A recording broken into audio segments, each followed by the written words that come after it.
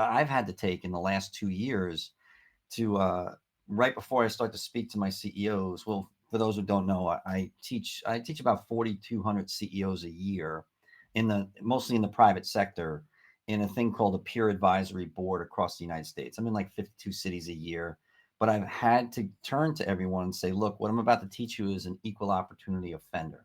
Because I teach them about evolution and the science of human nature so they can predict the future more accurately. Because it turns out human beings are really boring, right? And the beauty of boring is you bake that into your strategic planning, your marketing planning, your investment planning, all those plans become more durable and more sustainable. Like people aren't going to change anytime soon for certain characteristics, right? So that leads you to know the knowable future.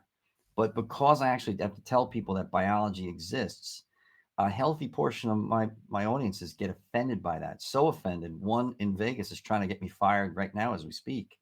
So what I've had to do is ask for a hands commitment in the air that I will be unoffendable for the duration of this presentation, and I don't start speaking until all the hands go up in the air. I say, okay, now I'm going to do my best to Yeah. offend everybody in the room. I mean, this is See, ridiculous. I see, have to do that, that's but the difference. That's the difference between what you and I do, because when I don't see who I'm talking to on television, I know I offend a lot of the audience, but it's not on purpose. It's just, this is my perspective and analysis. But yeah, I agree. Um, and you would have a different perspective being in those rooms with the CEOs, of 4,200 of them. But I just feel that it's what we're seeing now is being driven, the offended population. I do feel it's being driven from the younger generations of Americans, and I worry about that. I do. I have two small children, two young children. They're 11 and 8. I want them to be. Remember, my first word when we started this podcast was tolerance. I want my kids to be resilient, and resilient is part of being resilient is you have to be tolerant of other people's perspectives. You know, I normally wouldn't speak to a Jets fan. I'm kidding.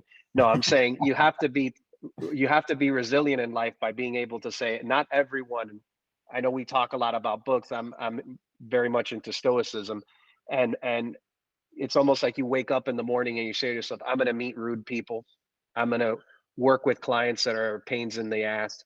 I'm going to do this. I'm going to do that. I'm going to encounter all of these uncomfortable moments, yeah, but I have to go through it because yeah, that's human existence. And I can't be offended. I would add, I mean, some of the Stoics wrote 2,000 years ago. I can't be offended at everything that is said. I actually have to be able to say, whether it's across a business discussion in a boardroom somewhere, I have to be able to say, okay, look, that's their perspective. yep, But if the more offended we get, whether it's politics or in a classroom, talk about a threat to not just democracy but commerce. absolutely. Okay, you got to be able to do business with folks. If you're looking at the commerce side, at the economic side, you have to be able to do business with folks that you don't necessarily agree with. And in politics, hell, that's the name of the game. You're compromising at every single turn, whether you're voting, like my city commissioners over here are voting on whether or not to approve the construction of a new police department, or hey, should we put a stop sign on the corner? Or in Congress, whether or not they're going to do something about our crisis at the border or Ukrainian and Israeli funding. So Well, there's a lot that goes into it. all right. So let me add some fuel to the fire there, and this is going to be a little controversial. All right, what I'm noticing out there in the trends is not just young people. Well, first of all, millennials seem to like this a lot better than Gen Z. Gen Z's dealt too long with the negativity of it. Maybe they've even been exposed to the negativity side for themselves, so they really don't like it. Who seem to really like it are the millennials. So they're starting to creep into my world. They're becoming CEOs. Now in my world, the way things break down is it's probably 80 to 90% male. Men are willing to work like maniacs for money.